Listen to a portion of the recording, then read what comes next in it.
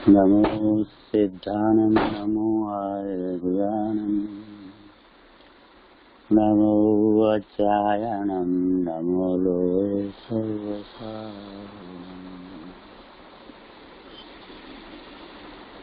नमः समय साराय स्वानुभूत्या च काशते चित्स्वभावाय भावाय सर्वभावान्तरच्युते वन्दे तु सर्वसिद्धे धूमचलमणोममङ्गलिं पथ्ये वोच्छामि समय पाहुरे नमो सुध केवले भणियम्।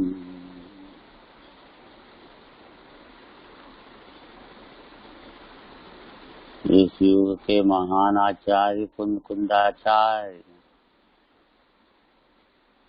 उनकी यह महान कृति समय सार अजोड़ ग्रंथ और उसके अंदर आज अमृतचंद्राचार्य, वो भी एक दिग्गज आचार्य, उनकी आत्मख्याति टीका सहित गाथा नंबर 5 प्रारंभ हो रही है।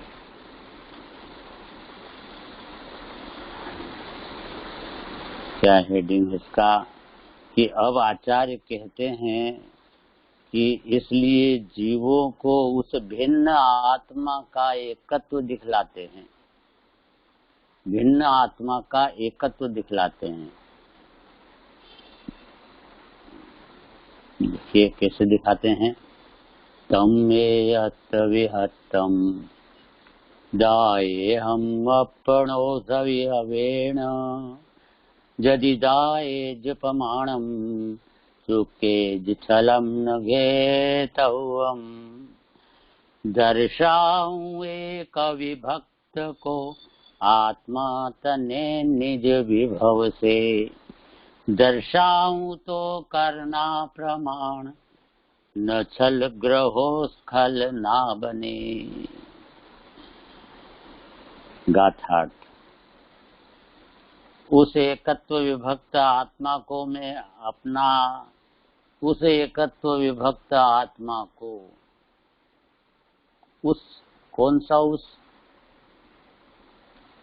वहां से चलो कि पहली गाथा में तो उन्होंने अपने को सिद्ध समान वस्तु को अनुभव करने के लिए सिद्धों के स्वरूप को ध्याना चाहिए, अर्थात सिद्धों को नमस्कार किया।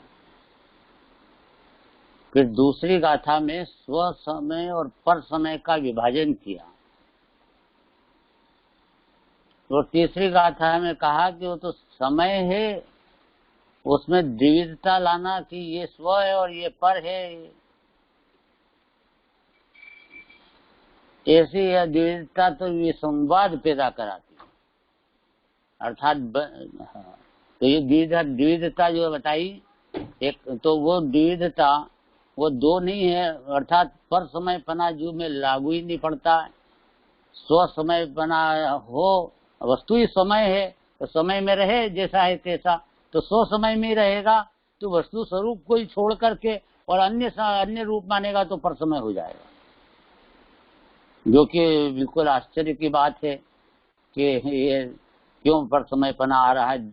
समय में दो पना किस प्रकार लागू पड़ रहा है, स्व समय और पर समय, जबकि समय तो स्व समय ही होता है, पर समय आया कहाँ से, समझ में आई ना बात के। और तेरी दूसरी गाथा हुई, उसका तीसरी गाथा हुई। तीसरी गाथा में ये बताया कि ये जो पुद्गल प्रदेशों में स्थित होने से जो पर समय पना हो रहा है, ये सब बंध है। तब ये जो एकत्व सर्वत्र सुंदर लोक में, और जो बंध की जो कथा है वो तो भी संवाद पैदा कराने वाली, वो तो भी संवाद कराएगी। एकत्व सुंदर है और तुम एकत्व छोड़कर दूसरा पर पदार्थ को जीव के साथ जोड़ोगे तो हो जाएगा क्या, बंध कथा शुरू, तुम्हारी बंध कथा शुरू, भी संवाद उत्पन्न हो जाएगा, ये संवाद हो जाएगा अर्थात बंध कथा चालू हो जाएगी।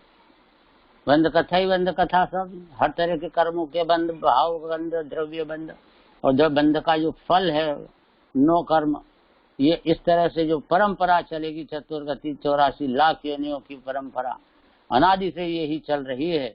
और ये जब तक यह बंधक, ये पर स्व से एकत्व ऐसा जो स्वरूप है उसको नहीं जानेगा, एकत्व सर्वत्र सुंदर लोक में सुंदर है ये स्वरूप, उसको नहीं जानेगा तो ये संवाद होगा, बंधन कथा बनेगी जो कि विरोधिनी है एकत्व में, एक पने की विरोधिनी है। कौन? बंध कथा। एक पना जो आत्मा अकेला है एकत्व में, इसमें एकत्व में विरोध पैदा करा दिया, अर्थात शरीर मेरा है, आत्मा जोड़ दिया आत्मा के साथ, दूसरे पदार्थ मेरे हैं। अब ये जो बंधन कथा हुई, एकत्व की विरोधिनी बंधन कथा, सीधा सरल शब्द है ये। एकत्व की विरोधिनी मतलब अपना एक पने को त्यागा है जिसने विरोध किया है, मैं एक हूँ, इसका जो विरोध किया है अर्थात दूसरा पदार्थ मेरे साथ जोड़ा है, जोड़ने की कल्पना ही की है, जोड़ा तो है नहीं, अरे जोड़ने की जो कल्पना है वह बंधन की कथा है। और बंधन की कथा अनंत काल से की इसने, इसके लिए फिर चौथी गाथा आई। चौथी गाथा ये जो बंध की कथा है, इस जीव ने बंध कथा में तो ये आई सब, भोग बंधन की कथा इक्वल टू बंध कथा, भोग बंधन की कथा इक्वल टू बंध कथा।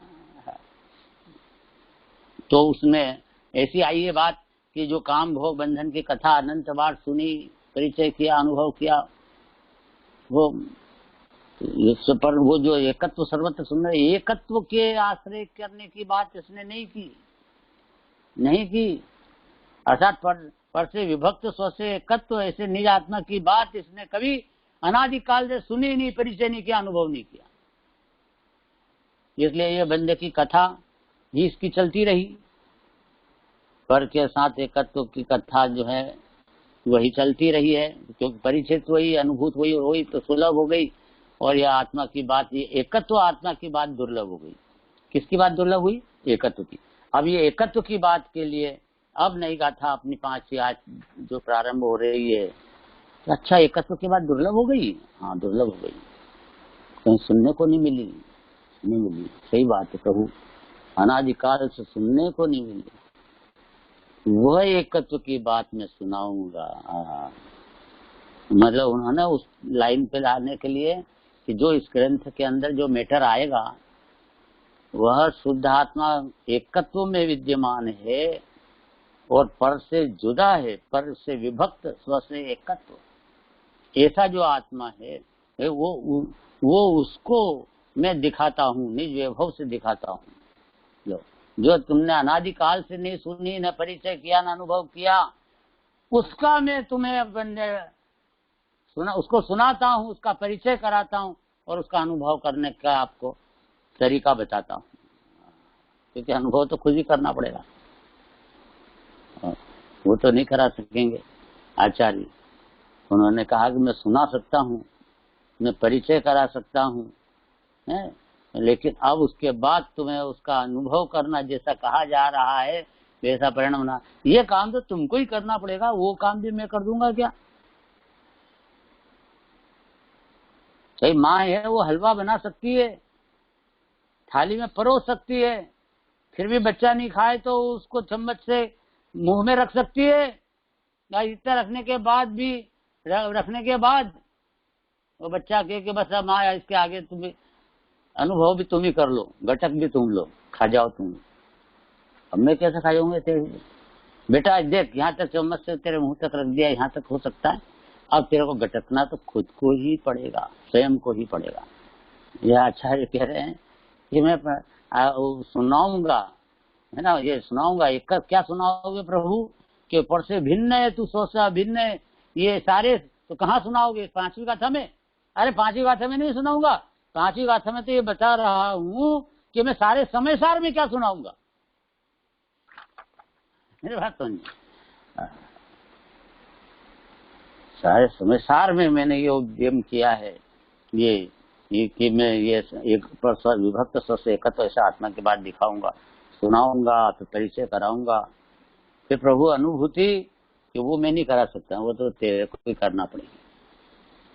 आत्मा का अनुभव तो तेरे को ही उपयोग के अंदर ले जाना होगा। कहाँ है आत्मा, कैसे है अनुभूति, कैसे होती, सब बता दूंगा मैं। ये समय सार ग्रंथ, इसको कहते हैं महान समय सार ग्रंथ। पूरी पद्धति ये अनुभूति करने की इसमें आ रही है, और ये जीव इसके बाद भी ये इसका देखो, किसी का फूटा भाग्य होए तो उसको समय सार ये सुना रहे हैं, और न सुने ये लिखा है उन्होंने कि सुना रहा हूं मैं, दिखा रहा हूं, सुनाऊं तो करना प्रणाम, दर्शाऊं तो करना प्रमाण। तो प्रमाण करना है, प्रमाण करना है तो तुम प्रमाण करने की बात तो सोचो।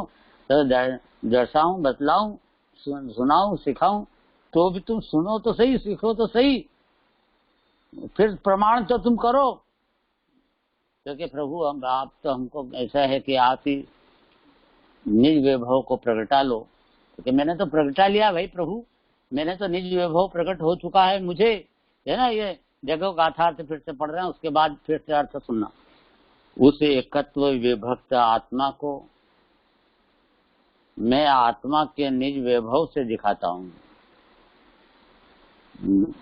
कि आत्मा को आप दिखाओगे कि आत्मा कैसा होता है, कैसे दिखाओगे? आपको पता है कि आत्मा कैसा है? आपके पास के सर्टिफिकेट है कुछ कि जो आप सही बात दिखा सकते हो? तो उसको वो आचार्य एक्चुअल में इस पांचवी गाथा में स्वयं की प्रामाणिकता भी दे रहे हैं, प्रामाणिकता दे रहे हैं कि हाँ हाँ सही बात कह रहे हूँ मैं। ये क्या कि जो है मेरे को जो मैं बताऊंगा तो ऐसे ही नहीं बता रहा, मैंने खुद के लिए मैंने ये स्वयं का जो निज वैभव जो मेरे को प्रकट हुआ है, उसके बाद तुम्हें को बताऊंगा। निज वैभव मेरे को प्रकट हो चुका है, उसके बाद मैं उस वैभव को मैं तुम्हें दिखा रहा हूँ।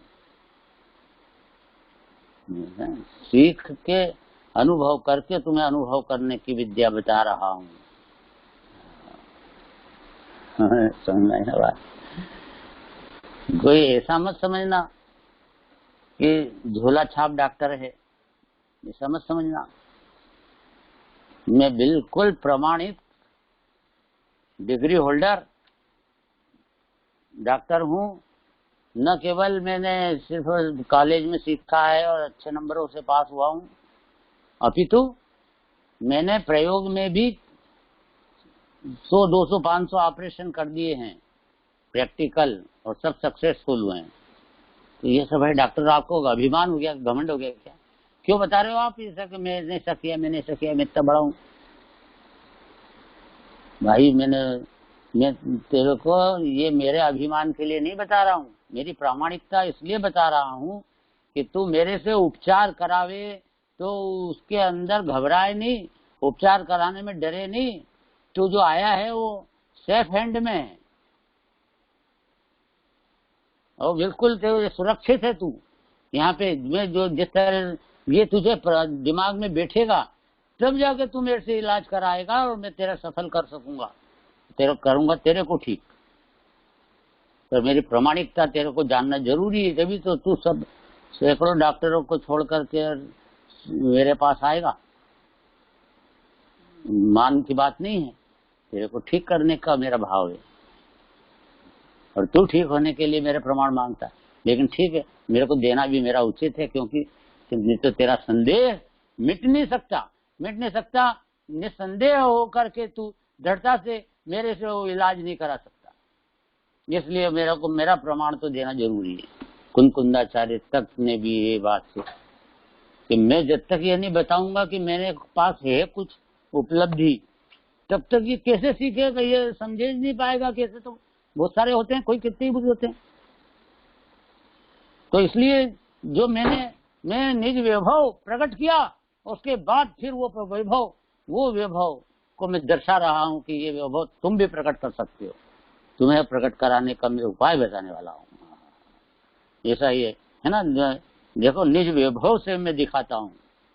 प्रामाणिकता अभी हाल देंगे, अभी अमृत चंद्राचार्य और खोलेंगे प्रामाणिकता को।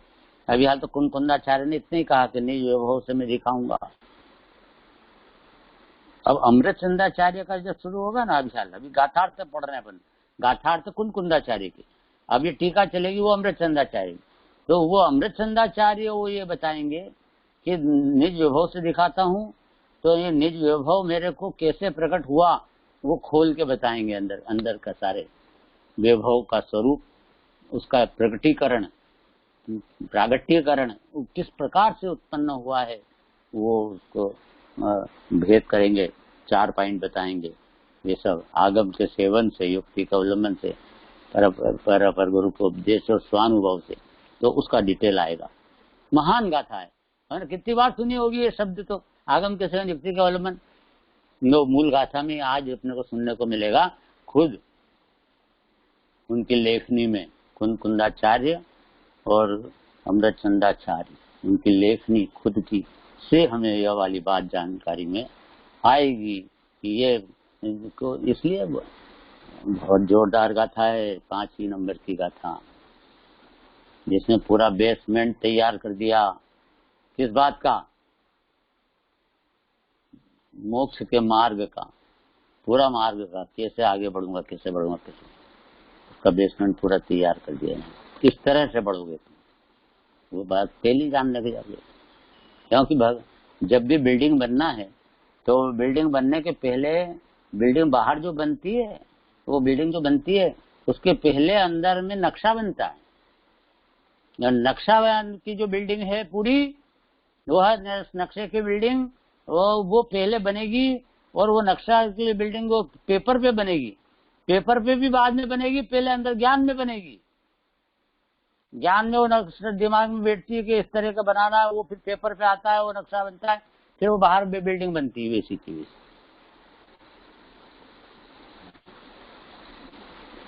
ऐसे यहाँ हमको भगवान बनाना है, बिल्कुल बिल्डिंग बनानी है, अपने जीवन की बिल्डिंग सुपर हो,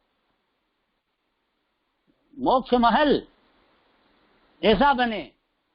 तो उसको बनने के लिए नक्शा, तो नक्शा ये लिखा गाथाओं में, समय साथ पूरा नक्शा है उसका, बिल्डिंग का नक्शा।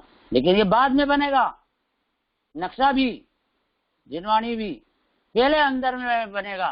तो अंदर में उनका, इसको कहते हैं निज विभव, अंदर में निज विभव मेरे को पहले प्रकटेगा कि कैसा क्या होता है।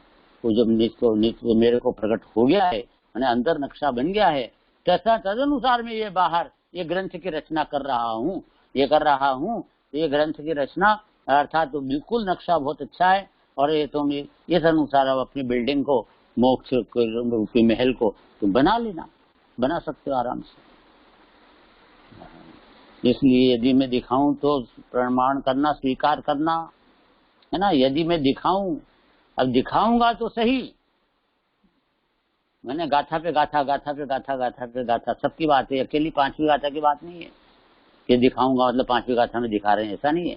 ये पूरे ग्रंथ की जो योजना है, उस योजना को यहाँ पर बता रहे हैं कि इस ग्रंथ में मैं क्या लिखूंगा।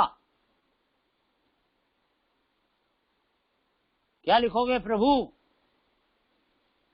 क्योंकि एकत्व विभक्त आत्मा को,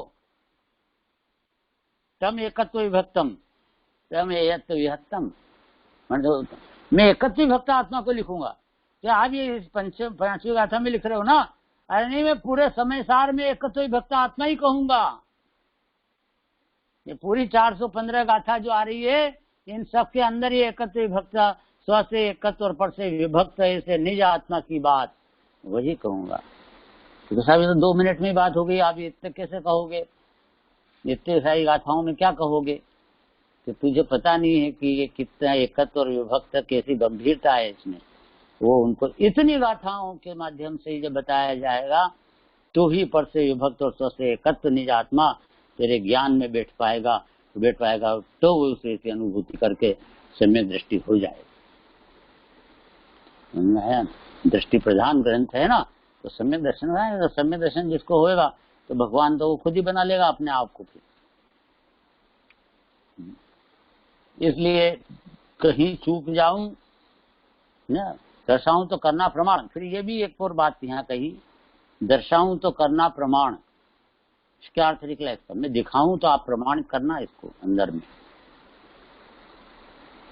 यह बात उन्होंने श्रोताओं पे दी, अर्थात जवाबदारी डाली कि हे श्रोताओं, जिन वचन को तुम श्रवण करोगे मैं दर्शाऊंगा, तो तुम सिर्फ इस कान से सुन के इस कान में से निकाल देना, ऐसा मत करना।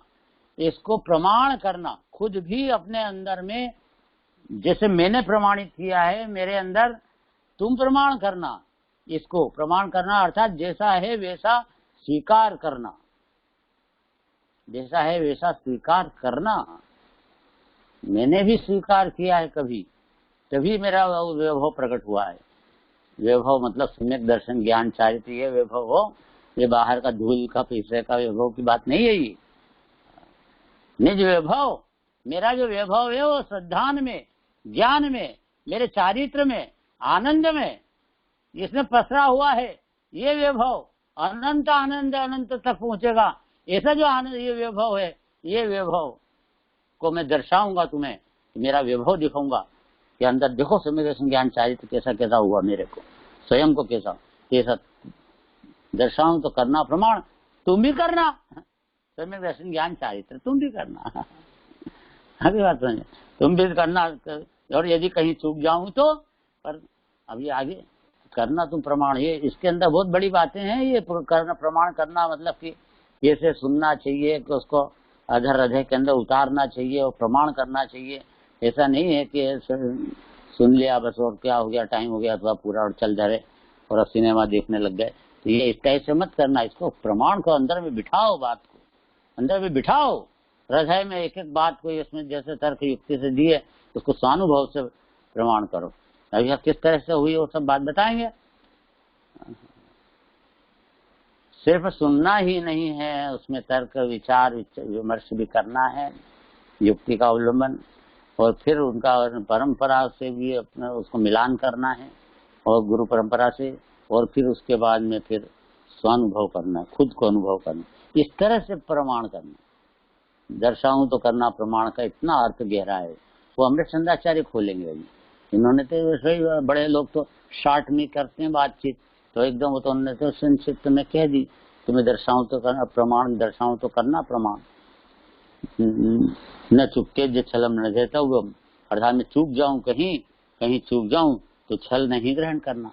बस काम इतना शॉर्ट में कहकर तो उन्होंने छोड़ दिया था, 15-5 चीजें खोल दिया। पर अमृत चंद्राचार्य उसका विस्तार करेंगे ना। तो अभी तो चूक जाऊं तो छल नहीं ग्रहण करना, इसका क्या अर्थ निकालना चाहिए? जोर से बोलो।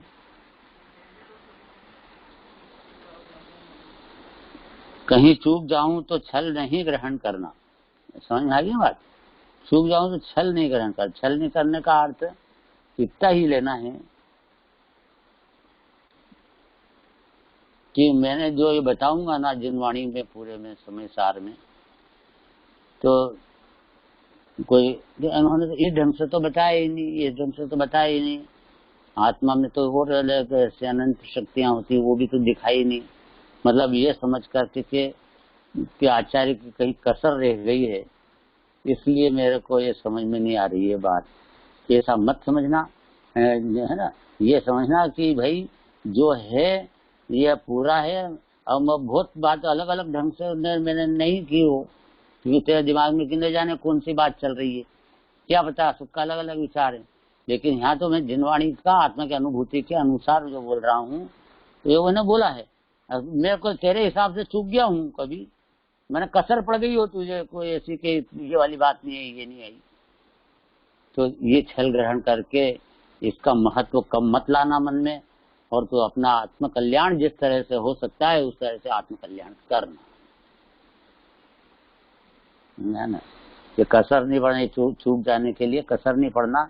ये वाली बात भी प्रभाकर जी, प्रभाकर जो हुए आचार्य, जो जिनकी एक टीका हो रहे ना, जो स्वानुभव मंडलम में मैंने डाली है, 12 गाथा तक का आया है भी, तो स्वानुभव मंडलम में डाला है उसको। वो टीका के अंदर में, 5वीं टीका में चुपके जो छलम ने घेता वो में विशेषार्थ में ये दिया है कि ये जो और चूक जाऊं तो ग्रहण छल मत करना। क्या चूक जाओगे? कि दूसरे के कसर पड़ गई, पूरी बात नहीं आ पाई, कोई चीज छूट गई, कोई क्या हो गया, उस तरह से। अब इसमें दूसरा भी है यहाँ पे कि अब अमृतचंद्राचार्य ने इस तरह से भी बोला है, वो अभी हलाएगा इसके अंदर, खुद बताएंगे। अपन लेते हैं कि उनका ना मात्रा और अलंकार अक्षर कहीं चूक गया हो व्याकरण में, तो उसको कोई पकड़ रहा है, पकड़ कर रहा है कि व्याकरण कैसे, व्याकरण पे ध्यान मत दे, इधर इधर ध्यान दे कि क्या कहना चाहते हैं, वो उसको पकड़ कर तो अपना कल्याण कर भाई। इस तरह दिशा में जा, उस दिशा में मत जा, यहाँ ये क्यों कर दिया, यहाँ क्यों कह दिया, ये मात्रा तो लगी नहीं, ये अलंकार, यहाँ पे तो अलंकार देना था, अलंकार नहीं दिया, ये अलंकार गलत है, ये इस तरह से वही गलती हो सकती है, कोई भाव में तो गलती हो नहीं सकती। इसलिए उन्होंने ये बताया क्या कि ये गलती इस तरह से चूक जाऊं तो चूक जाऊं, इस तरह चूक जाऊं, ऐसा नहीं कि वो आत्मा क्या स्वरूप में वो गड़बड़ हो जाए। तत्वों के सिद्धांत में, तत्वों के व्याख्यान में जरा भी गलती नहीं आ सकती, इसलिए ये चूकने का अर्थ वहां पे बोला ही नहीं गया। ये व्याकरण वगैरह में चूक जाऊं तो ही अर्थ निकालना है इसका, और ये और कोई अर्थ मत निकालना कि कहीं ना कहीं गलती हो सकती है कुंदाचार्य की, ये अर्थ बिल्कुल मत निकालना। नहीं तो निकाला है किसी ने, व्यक्ति ने, विरोधी ने इस प्रकार का एक अर्थ निकाला भी है कि कहा कि ये कुंदाचार्य चूक गए, और चूक सकते हैं क्योंकि उन्होंने तो खुद कहा है कि मैं चूक जाऊं तो छल मत ग्रहण करना, तो चूक सकते ही है ना, वो तो डर की क्या बात है, चूक गए वो तो मैं बता रहा हूँ ऐसा है, लो बोलो उनको कुंदाचार्य चूक गए, बताया गया ये ऐसा छल ग्रहण कर भाई। तो चूकने का अर्थ ये नहीं है कि तो वो चूक गए, तत्वों में चूक गए, धर्म में चूक गए, तेरे सम्यक दर्शन का विषय में चूक गए, अनुभूति के तरीके में, विधि में, सिस्टम में कुछ चूक गए, ऐसा बिल्कुल नहीं है। अंश में भी असंभव बात है, वो तो चौथा गुण स्थान वाला ही नहीं चूक सकता। 7 तत्वों के संबंध में तो गलतियां नहीं हो सकती, अप्रयोजन भूत बात में गलती हो सकती है, तो यहाँ अप्रयोजन भूत बात कर ही नहीं रहे वो। जो भी उन्होंने कहा कि चूक जाऊं तो एक दो, तो उन्होंने प्रभाकर आचार्य ने तो ये कहा कि जो तो वहां पर प्रारंभिक में एक कथन ऐसा उन्होंने डाला क्या कि उसमें निकाल कर बताऊंगा मैं फिर बाद में, एक ऐसा कहा है व्याख्या के प्रारंभ करते ही उन्होंने ऐसे ही बोला है, जो बताया वो समयानुसार बताऊंगा। टीका, आचार्य कहते हैं कि जो मेरे आत्मा, अब टीका में आ जाइए। हाँ, ये देखो जोरदार चीज, आज तो समय सार 5वीं गाथा का नंबर आ गया है। ये एक एक गाथा रत्नों से जड़े दो तो भी उसका मूल्यांकन नहीं किया जा सकता, है। रत्नों ना अक्षर लखी, बनाऊं पत्र कुंदन ना, रत्नों ना अक्षरो लखी, तथापि कुंद सूत्रो ना, अंकाये मूल्य ना कदी। वो जो पूरी स्तुति समयसार की है, वो समयसार की स्तुति है। संसारी जीवना भाव मरण तालवा करुणा करी। संसारी जीव के जो भाव मरण हो रहे हैं प्रति समय, उसको नष्ट टालने के लिए करुणा करके आचार्य ने ये ग्रंथ की रचना की है। बड़ी करुणा है उनको और बड़ा अपने पे उपकार है महा कि वो ऐसा ग्रंथ आज अपने समक्ष उपस्थित है। इसका कितने ढंग से मर्म को अंदर में ग्रहण करते हुए शांत चित्त से इसे हृदयंगम करना चाहिए। टीका में आइए, आचार्य कहते हैं कि जो कुछ मेरे आत्मा का निज वैभव है, जितना कुछ मेरे अंदर में निज वैभव है, निज वैभव। हाँ, क्या है प्रभु आपके पास निज वैभव? अरे ये कोई धन दौलत मोटर गाड़ी ये वैभव नहीं है, पर्दा मार्बल ये कोई मेरा वैभव नहीं है। मेरा वैभव कोई फर्नीचर नहीं है भाई प्रभु, लकड़ी के टुकड़े है, मेरा वैभव है, धूल को वैभव बताता है। हाँ, मिट्टी, ईंट, चूना, पत्थर, ये मकान, इसमें ये सब, इसको अपना वैभव कहता है। रुपया पैसा को, डॉलर को अपना रुपया, वो कहता है मेरा वैभव। अरे कागज है, परमाणु है, धूल है, तू आत्मा है, वो धूल को छूता भी नहीं, स्पर्श भी नहीं करता, तेरा वैभव वो धूल होएगा क्या? अरे तेरा वैभव तेरे अंदर, मेरा वैभव मेरे अंदर, और वो अंदर में जो मुझे आत्मा के आश्रय से जो आनंद अतीन्द्रिय वैभव प्रकट हुआ है वो अलौकिक है। और ये उस वैभव से वो ये जो मेरा जितना वैभव है, रत्नत्रय, ये मेरा वैभव है, आनंद मेरा वैभव है। ओहो, ये वैभव से उन सब से मैं एकत्व विभक्त आत्मा को दिखाऊंगा, सारे समय सार में एकत्व विभक्त आत्मा को दिखाऊंगा।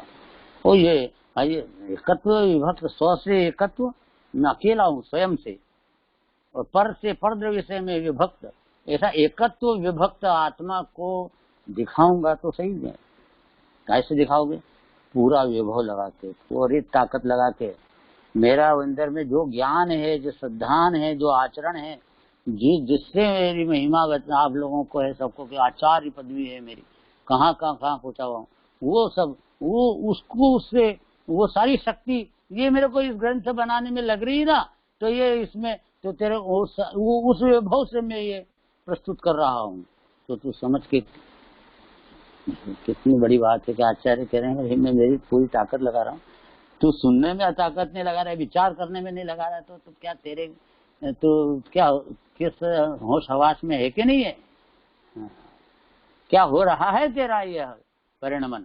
इसलिए पहले ये निर्णय कर कि मैं बहुत ऊंची अपने जीवन के अर्पण करके, जीवन का अर्पण मतलब मेरा वैभव, जो अनुभूति होती ना, अनुभूति शुद्धोपयोग, उस अनुभूति से च्युत होते हैं, शुभ भाव में आते हैं। तो शुभ भाव आते हैं, ज्वाला है, ज्वाला आकुलता है, उस शुभ भाव में ये लिखने का भाव आया।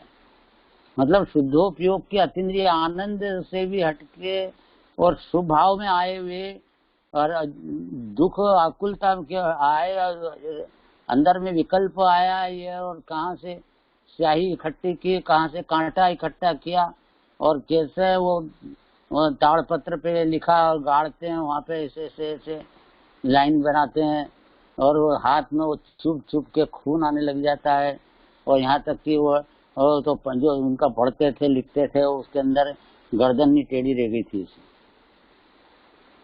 कुंकुंदाचार्य, इसलिए कहा उनको वक्र ग्रीवाचार्य नाम है एक उनका। फिर बाद में ठीक हो गई, तो जो रिद्धियां प्रकट हुई ना, तो पुण्य बत बढ़ता है, तो गर्दन ठीक हो गई एकदम। वो ठीक होने का भी आता है, पर ये वक्र ग्रीवाचार्य थे। वो वक्र ग्रीवा का क्यों वैसे वो ये, तो देखो अपने लिए इतने तकलीफ उठाई है उन्होंने, वो तकलीफ नहीं मानते थे, वो अलग बात है, उनकी श्रद्धा ज्ञान चारित्र की बात है, लेकिन उन्होंने ये सहयोग की अपेक्षा से अपन जो बोलते हैं उस हिसाब से तो उन्होंने कितना कष्ट उठाया है, कितनी तकलीफ ये करके, और आकुलता, ये स्वभाव की आकुलता हुई है, और वो अपने शुद्धोपयोग क्या अमृत जीना से उतनी देर तो वंचित रहे ना जितनी देर ये शास्त्र का, तो ये सब करके भी अपने ऊपर करुणा की, अनंत जीवों का क्या होगा, भव्य जीवों का, और वो सम्यक दर्शन का विषय कैसे प्राप्त कर पाएंगे। वो प्रथम श्रुति स्कंद है, उसमें भी ये शुद्धात्मा की बात मुख्यतया नहीं है, विशेषतया, इसलिए उन्होंने इसे ग्रंथ लिखना जरूरी समझा, अध्यात्म का ग्रंथ, और अध्यात्म का ग्रंथ लिख करके अध्यात्म में द्वितीय श्रुति स्कंद इसको नाम मिला। द्वितीय श्रुति स्कंद का है ये ग्रंथ, कुंदाचार्य साहित्य को द्वितीय श्रुति स्कंद बोलो। प्रथम श्रुति स्कंद से द्वितीय, उसी श्रुति स्कंद की परंपरा में की जगह द्वितीय श्रुति स्कंद बोला है, ये परंपरा से। पर वो ये ज्ञान जो था वो ये वाला, तो वो आचार्यों को तो था, तो आचार्यों ने जो उस पूर्व का वो 10वां पूर्व और वो सब वर्णन आया ना मेरे पास दूसरी पहली गाथा में, दूसरे का था तो वो वाला जो सबको उस अनुसार मेरे को ये सब ज्ञान हुआ है और वो जीवों के लिए जरूरी है, ऐसा सोच करके और उन्होंने इतना दूरदर्शिता से इस ग्रंथ की रचना की है। हाँ, आज देखो तो कहाँ 2000 वर्ष पहले उसने लाइन लिखी थी, क्या पता था उनको कि कौन सुनेगा कौन पढ़ेगा, पर लिख जाओ, जैसा जिसके काल लब्धि आएगी वो समझ पाएगा।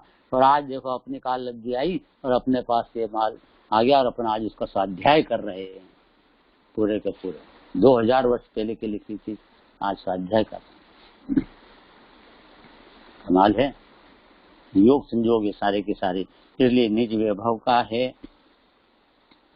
उस सबसे मैं इस एकत्व विभक्त आत्मा को दिखाऊंगा और वो सारी शक्ति मेरी ये इस पॉइंट पे लगाऊंगा, मेरी लेखनी इस पॉइंट पे चलेगी कि मैं स्वयं से एक हूं और मेरे से सब ये भिन्न है, शरीर कर्म राग से भिन्न मैं भगवान आत्मा हूँ। ये वाली और भगवान आत्मा का स्वरूप और ये भिन्नता का स्वरूप, ये किस ढंग से मैं प्रस्तुत करूंगा जिससे कि ये भव्य जीवों की वो दृष्टि वो पर से हटकर पर से विभक्त होकर के स्व से एकत्व कर लेगी और अनुभूति से सम्यक दृष्टि बन जाएगी। ओह, सम्यक दर्शन का रत्न इसको मिल जाएगा। क्या होगा इसका? अरे भगवान बन जाएगा, ये होगा। तो सोच उसका क्या होएगा, जो ये वाली बात नहीं समझेगा तो उसका क्या होएगा, निगोद चला जाएगा। कहाँ निगोद, उसे निकालना और कहाँ मुक्ति के और आगे बढ़ा देना, यह एक महान उद्यम यहाँ पर आचार्य ने किया है। और उसको उन्होंने यहाँ पे खोला भी ये रहस्य कि मैं निज वैभव से स से एकत्व पर से विभक्त आत्मा की बात कहूंगा। मेरे आत्मा का यह निज वैभव इस लोक में कैसा, ऐसा मैंने व्यवसाय उद्यम निर्णय किया है। मैंने ऐसा व्यवसाय किया है। ये व्यवसाय उनका, ये नहीं है पुड़िया बांधने का और कपड़े फाड़ने का, यह व्यवसाय नहीं है। दुनिया के सारे व्यवसाय रोटी कपड़े मकान के, ये व्यवसाय क्या है इनका? व्यवसाय शब्द का अर्थ होता है उद्यम। उद्यम होता है व्यवसाय शब्द का, उद्यम करता हूँ मैं व्यवसाय करता हूँ। तो मैंने ये उद्यम किया है, मतलब ये मैंने इस तरह का निर्णय करके ये उद्यम किया है कि मैं एकत्व विभक्त आत्मा को बताऊं। तो पॉइंट तो बनाते हैं ना दिमाग में कि किस लाइन में मेरे को रचना करना है ग्रंथ की, तो पॉइंट तो बनेगा। गाथाओं के अंदर में एक के बाद एक क्रमिक विकास देना, इस बात के बाद क्या लिखना, कौन सा पॉइंट लाना, कहाँ से कैसे संवेदन ज्ञान, अरे अलौकिक बात है। तो ये सब का वो मैंने बहुत निर्णय कर लिया है कि मैं ये लाइन पकड़ूंगा कि अपना आत्मा एकत्व में है और बाकी सब दुनिया भिन्न है, एक एक परमाणु मेरे से भिन्न है। तो ये जो दिमाग चलेगा, ये जो मैं लिखूंगा, बस ये चमत्कारी चीज है। ये चमत्कार देना है सबको।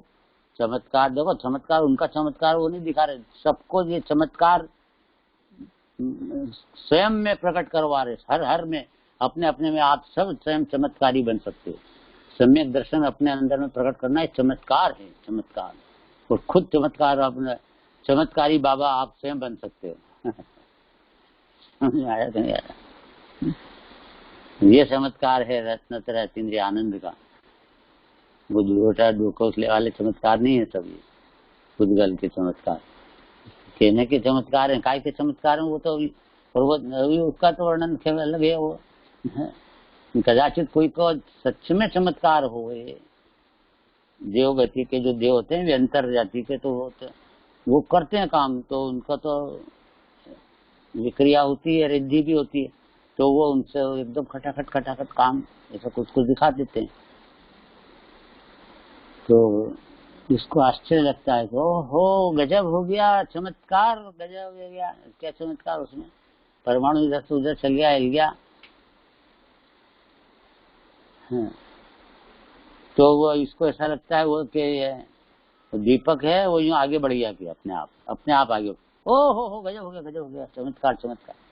चमत्कार क्या हुआ? पुद्गल परमाणु तो आगे बढ़ा है और ये अपने अपने हाथ से जो बढ़ाते ना आगे, तो वो भी अपने हाथ से नहीं बढ़ता, वो अपने आप ही बढ़ता है। वो चमत्कार वो अभी हाल यहाँ पे आई भी गाथा, वो तो आ गई तीसरी गाथा।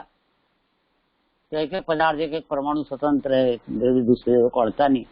तो अपने आप ही अपने यहाँ से जो भी चीज आगे जाती है, रोटी आती है वो माँ परोसती है थाली में आके, तो माँ का हाथ भी छूता नहीं है उस रोटी को।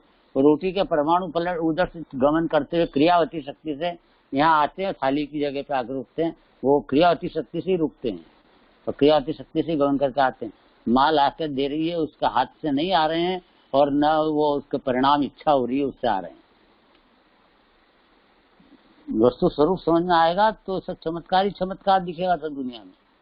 और दुनिया वहां चमत्कार नहीं है, अपने ज्ञान में चमत्कार है कि मुझे सब पदार्थ स्वतंत्र अपने आप परिणमते हुए प्रतिभाषित हो रहे हैं, और मेरा द्रव्य अलग से बैठा हुआ चुपचाप है, कुछ नहीं कर रहा है, और कर्ता स्वभाव में शांति से अपना अमृत को पी रहा है। ये सब चमत्कार, ये चमत्कार ये सब दिखाई देगा। जीवन जीने की कला सीखना है तो ये समय सार कुंद कुंदाचार्य का हृदयंगम करो, जीवन में उतार लो, एकदम इनमें मत करो। ये जो है मैं सुन पाऊंगा कि नहीं सुन पाऊंगा, मेरे थोड़ा काम आ गया था, थोड़ा दूसरा काम आ गया था। अच्छा, तेरे को काम इसी टाइम पे आया था, दूसरा काम है ना। अरे वो दूसरा काम, वो हम तो ये कहना कि दूसरा काम कितना ही आ गया हो सामने, तो ये बोले कि नहीं भी मेरे को समय साथ सुनने का काम आ गया है, टाइम मेरा हो गया है, क्योंकि तेरा नुकसान हो जाएगा लाख रुपए का, लाख या करोड़ का नुकसान हो जाए, कुछ फायदा हो जाए, मेरे को क्या है, मेरा ही नहीं, वो पुद्गल है, मेरा को तो समय साथ सुनना है, मेरा टाइम इसका है। तो इसके लिए तेने वो काम छोड़ा कि उसके लिए तेने ये काम छोड़ दिया। ये तेरी रुचि पे निर्भर करता है। तो तेरी रुचि अगर इस आत्म कल्याण के लिए हो गई है तो वह काम छोड़ करके और ये काम करेगा, और अगर अपने आत्म कल्याण की नहीं हुई है रुचि तो ये छोड़ के वो दूसरा काम करने चला जाएगा। आई ना बात सुनिए भाई। इसलिए मेरे आत्मा का यह निज वैभव इस लोक में कैसा है प्रभु, आपका निज वैभव जिससे आगे बताओगे। मेरे वैभव को जानना चाहते हो, सुनो कैसा है मेरा वैभव, कैसा है तुम जानना चाहते हो कैसा है, कि वो इस लोक में प्रकट समस्त वस्तुओं का प्रकाशक है। मेरा जो ज्ञान का वैभव, मेरी श्रद्धा का जो वैभव जो है, वो वैभव लोक में समस्त वस्तुएं, तीन लोक में जितनी वस्तुएं हैं उन सब का प्रकाशक है। कैसा है ये तीन लोक का स्वरूप क्या है, तीन लोक का ज्ञान का ज्ञान, तीन लोक का स्वरूप का ज्ञान होना, पदार्थों का ज्ञान होना, वही प्रकाशक बना है। तो मेरा वो तीन लोक का प्रकाशक है। मेरा ज्ञान स्व को स्व, पर को पर जानता है, लोक के समस्त वस्तुओं को जानता है। केवल ज्ञानी को तो प्रत्यक्ष है, उनको परोक्ष है। परोक्ष में वो लोकालोक को जानता है। ज्ञानी स्वयं भी सम्यक दृष्टि चौथा गुण स्थान को श्रद्धा अपेक्षा से केवल ज्ञान वर्तता है। श्रीमद राजचंद्र जी ने कहा है, श्रद्धा अपेक्षा है केवल ज्ञान बढ़ते छे। क्या करें तो इस तरह से यहाँ पे आत्मा का निज वैभव का लोक में समस्त वस्तुओं का प्रकाशक है, ऐसा है मेरा वैभव। तो प्रभु अच्छा ऐसा है क्या, अच्छा और बताएं कि और कैसा है। कि और स्यात् पद की मुद्रा वाला जो शब्द ब्रह्म, स्यात् पद की मुद्रा वाला जो शब्द ब्रह्म,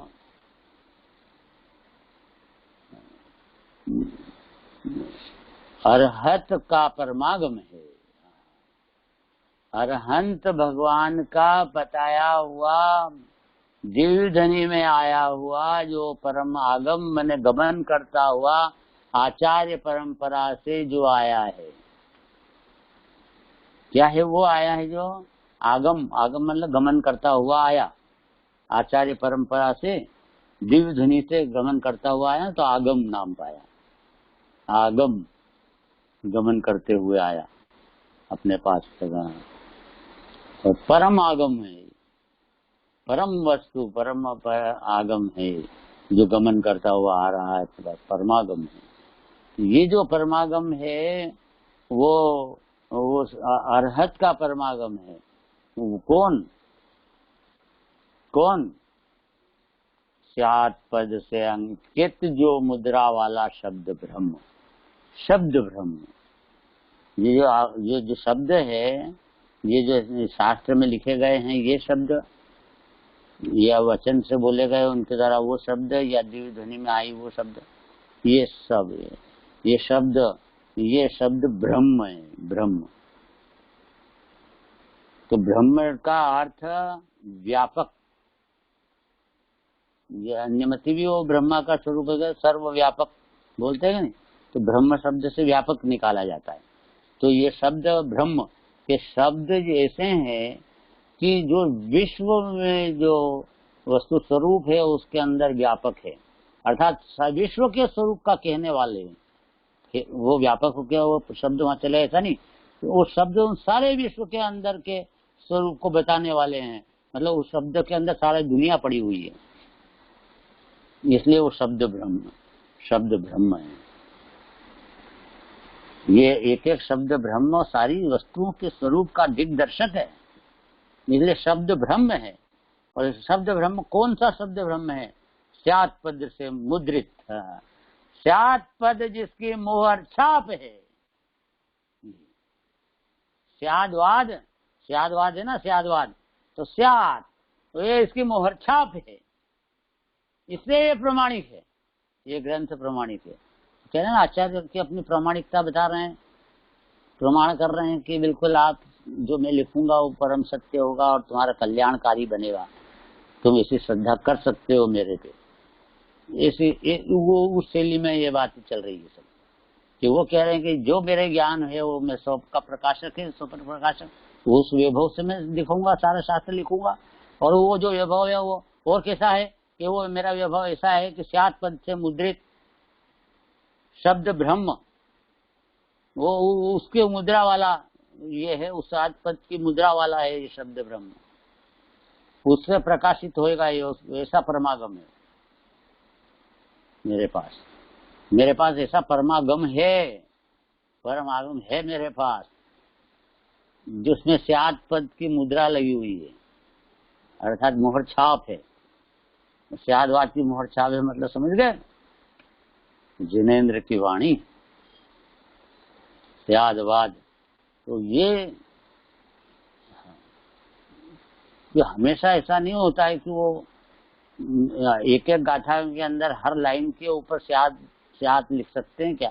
स्यात् अस्ति, स्यात् नास्ति, तो शायद कि यहाँ पर जो लिखा है कि मेरे निर्मल विज्ञान घन आत्मा में अंतर निमग्न परम गुरु सर्वज्ञ देव, यहाँ भी स्यात् लगाएंगे क्या? भगवान का स्वरूप क्या है तो इसमें स्यात् लगेगा क्या? ऐसा तो लगेगा ना भाई, कि वो सिर्फ सर्वज्ञ देव सर्वज्ञ ही है क्या? आनंद नहीं है क्या उनमें? तो स्यात् आनंद, बिल स्यात् केवल ज्ञान, स्यात् आनंद, क्योंकि किसी अपने देखो भाई, एकांत और अनेकांत बहुत डिटेल करने का ये वाला समय नहीं है, इतना ही बताने का है कि अनेकांतात्मक वस्तु को जो सिद्ध करता है वो स्याद्वाद ही कर सकता है। तो किसी अपेक्षा से कहता है तो दूसरी एक अपेक्षा गौण रहती है, उस समय में दूसरी चीज भी गौण रहती है। वस्तु को ज्ञान वाली बोला तो ज्ञान ही बोल दिया क्या कि ज्ञान भी है, तो ज्ञान ही बोलेंगे तो एकांत होएगा, ज्ञान भी है बोलेंगे तो अनेकांत होगा। लेकिन अब हमको सम्यक एकांत से बताना, यह स्यात् लगाना है, तो स्यात् मेरे में ज्ञान है, ज्ञान है मेरे में स्यात् ज्ञान, स्यात् आनंद, स्यात् सुख, स्यात् प्रभुता, स्यात् विभुता। अब इस सब में स्यात् लगाना पड़ेगा। स्यात् मतलब कथनचित, और इसका सरल अर्थ किसी अपेक्षा से स्यात्, ये मोहर छाप जैन धर्म की, क्योंकि एकांतवाद नहीं है ना, तो किसी अपेक्षा से ही कर जाए। ही का प्रयोग तो नयों से किया गया है, लेकिन ये अनेकांत में ये जो प्रमाण का जो वर्णन होगा तो उसमें भी का प्रयोग किया जा रहा है। भी, ऐसा भी है, ऐसा भी है, ऐसा भी है, तो अनेकांत होता है। और उस ऐसा भी है किसी अपेक्षा से जो बताते हैं उस अपेक्षा से वैसा ही है। स्यात् ऐसा है, स्यात् ऐसा है, स्यात् ऐसा ही है। ही स्यात् में लगाया जाता है, वस्तु के अंदर स्यात् में लगता है। अपेक्षा समझना, इसका वर्णन करेंगे अपन समयानुसार। सब अनेकांत स्याद्वाद का सभी वर्णन है, लेकिन यहाँ के इतना कहना है कि वो स्यात् पद का वो मोहर छाप जरूर लगी होती है। जैसे कि ग्वालियर रेयान का या रेमंड शूटिंग, तो वो उसके एक कपड़ा होता है तो वो थान में, तो उसके हर मीटर पे, हर इंच पे Raymond shooting, Raymond shooting, Raymond shooting, Raymond shooting. जब पहले विमल विमल विमल चलता था, वो विमल विमल विमल विमल मिल, विमल मिल, विमल मिल, तो वो ऐसे वो मोहर छाप लगती है। इसको कंपनी की छाप कहते हैं ना, कंपनी मोहर छाप। और वो तो उससे सबको प्रामाणिकता हो जाती है। अच्छा, ये उस कंपनी का माल है तो ये अच्छा होगा, कि ये कैसा होगा, जैसा भी होगा। तो वो उसको इसी तरह से सरिये होते हैं, सरिये के आज एक सरिया होता है ना, तो उस राड पे हर एक मीटर पे, एक फीट पे, एक मीटर पे वो लिखते हैं उसके टाटा टाटा टाटा के जिस कंपनी का है उस कंपनी, वो मोहर छाप। इसी तरह से ये जिनवाणी के इन हर पन्ने पन्ने पर ही नहीं, लाइन लाइन पर ही नहीं, एक शब्द पर स्यात् स्यात् स्यात् लिखा हुआ है, लगा हुआ है, जिसका नाम है स्यात् पद से की मोहर छाप लगी हुई है। मोहर छाप नाम दिया इसको, इसमें शब्द ही आया ना, स्यात् पद की मुद्रा वाला जो शब्द ब्रह्म।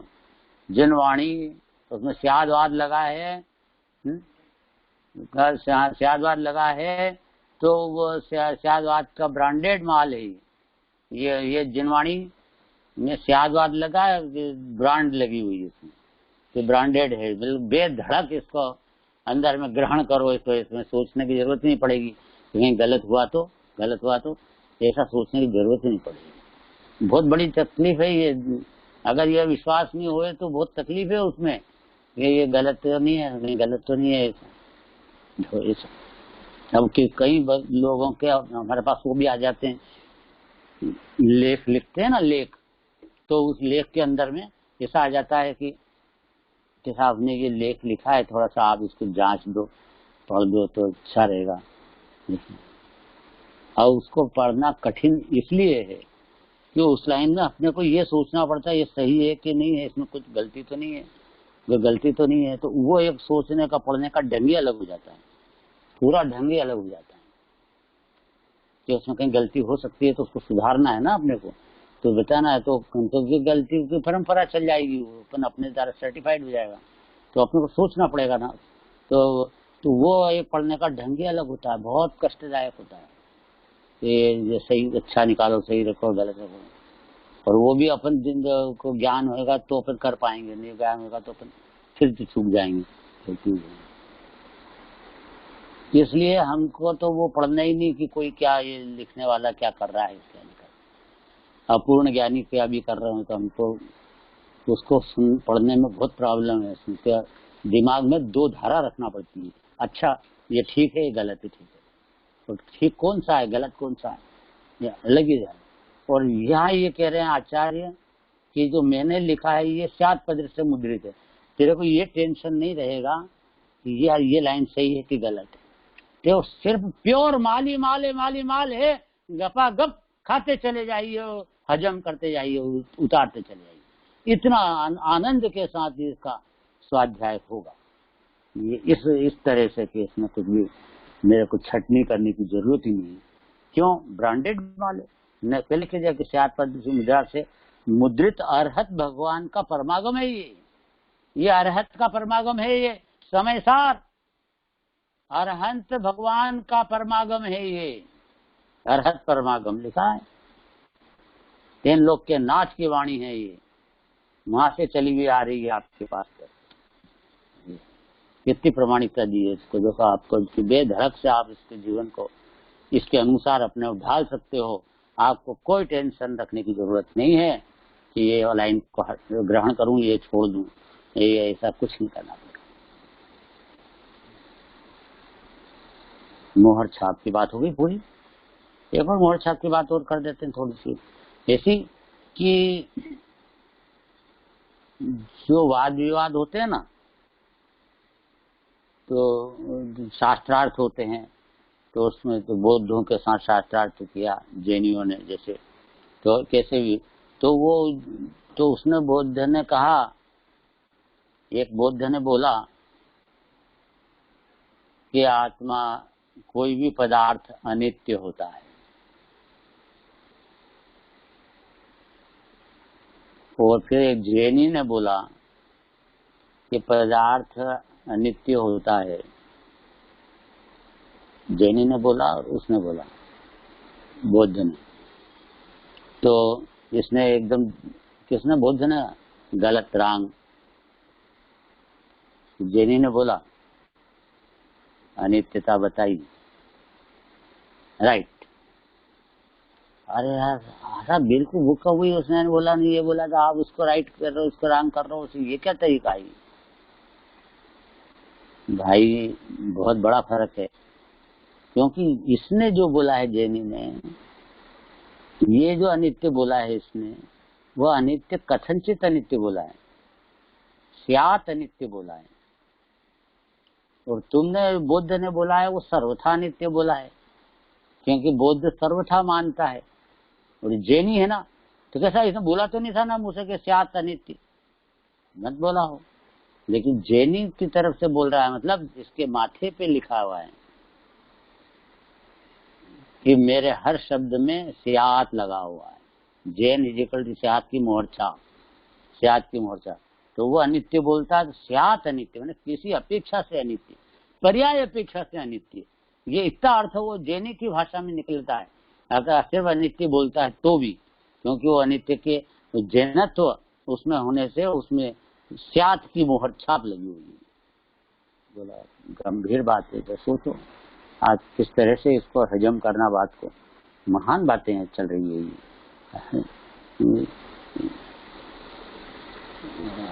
इस तरह से उसकी उपासना से जिसका जन्म हुआ है, और देखो मेरे जो जन्म हुआ ना, सम्यक ज्ञान, सम्यक दर्शन, सम्यक चारित्र, मुनिराज कह रहे हैं, तो वो जो हुआ है वो भी अरहत का जो परमागम है, स्यात् पद्र से मुद्रित, उसकी उपासना की है मैंने, उसको पढ़ा है, सुना है, पढ़ा है, फिर विचारा है, अनुभव किया है। तो पहले मैंने खूब उसका स्वाध्याय किया है, पठन पाठन किया है, लिखना लिखाना किया है, ये सब स्वाध्याय में आता है। पढ़ना पढ़ाना, लिखना लिखाना, सुनना सुनाना, ये सब जिन धर्म की शब्दों की उपासना है, उपासना। और जब मैंने उपासना की तो फिर मेरे को ये निज वैभव, जो आत्मा की अनुभूति का जो वैभव, उसका जन्म हुआ,